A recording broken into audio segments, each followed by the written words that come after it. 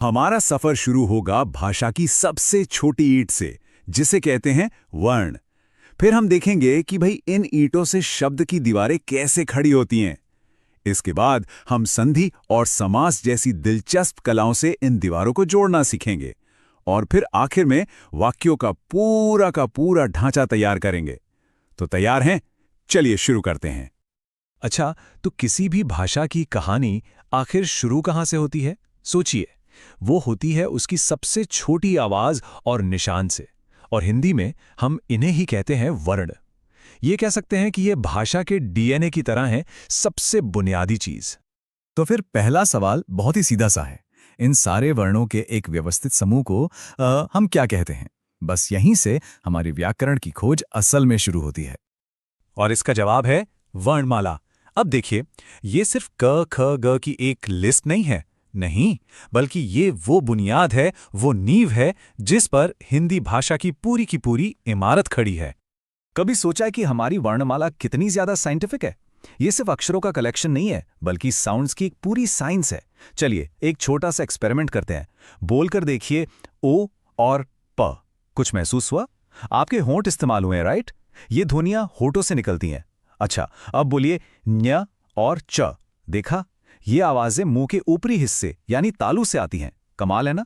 हर अक्षर का अपना एक फिक्स स्पॉट है। ठीक है, तो अब हमारे पास वर्ण तो आ गए। अगला कदम क्या होगा? जाहिर है, इन वर्णों को जोड़कर शब्द बनाना। और मजे की बात यह है कि हिंदी में शब्दों को उनके जन्म के आधार पर, मतलब वो आए कहां से हैं, इसके बेसिस पर अलग अलग परिवारों में बांटा जाता है। तो अगर शब्दों की इस दुनिया में हम गोता लगाएं तो पता चलता है कि इनके 4 मेन सोर्स हैं, 4 मुख्य स्रोत। और ये क्लासिफिकेशन हमें बताता है कि हिंदी ने कैसे समय के साथ दूसरी भाषाओं से शब्दों को अपनाया है और खुद को और अमीर बनाया है। तो चलिए इन 4 परिवारों से मिलते हैं। सबसे पहले हैं तत्सम। ये समझ लीजिए कि संस्कृत से सीधे आए हुए वीआईपी मेहमान हैं, जैसे पृथ्वी या पुष्प। फिर आते हैं तद्भव। ये संस्कृत शब्दों के ही बदले हुए रूप हैं, जैसे अग्नि शब्द समय के साथ बोलचाल में आग बन गया, सिंपल। तीसरे हैं देशज, मतलब अपने देश के, गांव देहात के शब्द, जैसे तेंदुआ। और आखिर में आते हैं विदेशज, जो बाहर से आए मेहमान हैं, जैसे अरबी से आया ख्याल और इंग्लिश से टेबल। देखा कितना इंटरेस्टिंग मिक्स है। चलिए, शब्द तो बन गए, अब बारी है उन्हें जोड़ने की कला सीखने की। इस कला को कहते हैं संधि। ये 2 शब्दों की ध्वनियों को, उनके साउंड्स को इतने खूबसूरती से मिलाती है कि बोलने में एक नया और एकदम स्मूथ फ्लो बन जाता है। इसको एक उदाहरण से समझते हैं, बहुत आसान हो जाएगा। एक शब्द है महा, जिसका अंत होता है आ की ध्वनि से। दूसरा शब्द है इंद्र, जिसकी शुरुआत होती है ई से। अब जब ये आ और ई ध्वनियां मिलती हैं तो ये ए में बदल जाती हैं, और नतीजा क्या निकलता है? महा प्लस इंद्र बन जाता है महेंद्र। देखा, एकदम लॉजिकल है। एक और उदाहरण देखिए, पो और अन, ये मिलकर क्या बनते हैं? पवन। ये है स्वर संधि का जादू, जहां 2 स्वर मिलकर एक बिल्कुल नया संगीतमय शब्द बना देते हैं। और रुकिए, ये खेल सिर्फ स्वरों का ही नहीं है, व्यंजन भी पीछे नहीं है। देखिए कैसे उत और हार मिलकर उद्धार बन जाते हैं। ये है व्यंजन संधि का कमाल। ये दिखाता है कि व्याकरण के नियम असल में कितने पावरफुल हैं। ठीक है, अब थोड़ा और गहराई में उतरते हैं।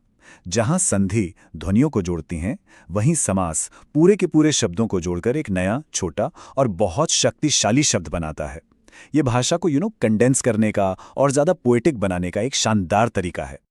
इस प्रक्रिया को समझने के लिए चलिए एक सवाल देखते हैं। एक शब्द है यथासंभव। इसमें कौन सा समास है? सोचिए जरा। इसका जवाब है अव्ययी भाव समास। इसमें क्या होता है कि जो पहला हिस्सा है, जैसे यहां यथा, वही असली हीरो है, वही मेन है। ये दूसरे शब्द को एक नया मतलब देता है। तो यथासंभव का मतलब हुआ जैसा संभव हो। इसी तरह प्रतिदिन का मतलब है हर दिन। इसमें भी प्रति शब्द ही मुख्य है। पर रुकिए, सारे समास एक जैसे नहीं होते। तत्पुरुष समास में दोनों शब्दों के बीच का रिश्ता, उनका रिलेशन मायने रखता है। जैसे देशभक्ति का मतलब है देश के लिए भक्ति। लेकिन बहुव्रीहि समास तो और भी मजेदार है। इसमें शब्द का मतलब कुछ और ही निकल आता है। जैसे नीलकंठ का मतलब ना तो नीला है ना ही कंठ, इसका मतलब है कोई तीसरा ही, मतलब भगवान शिव। है ना कमाल की चीज।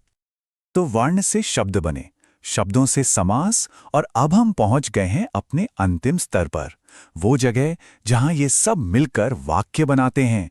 और ये वाक्य अलग अलग मतलब और अलग अलग इरादे जाहिर करते हैं। देखिए, वाक्य सिर्फ शब्दों का झुंड नहीं है, वो भावनाएं भी व्यक्त करते हैं।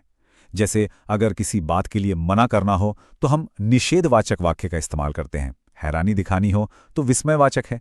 कोई शर्त रखनी हो तो संकेतवाचक काम आता है। और किसी के लिए कुछ अच्छा सोचना हो या दुआ देनी हो तो इच्छावाचक होता है।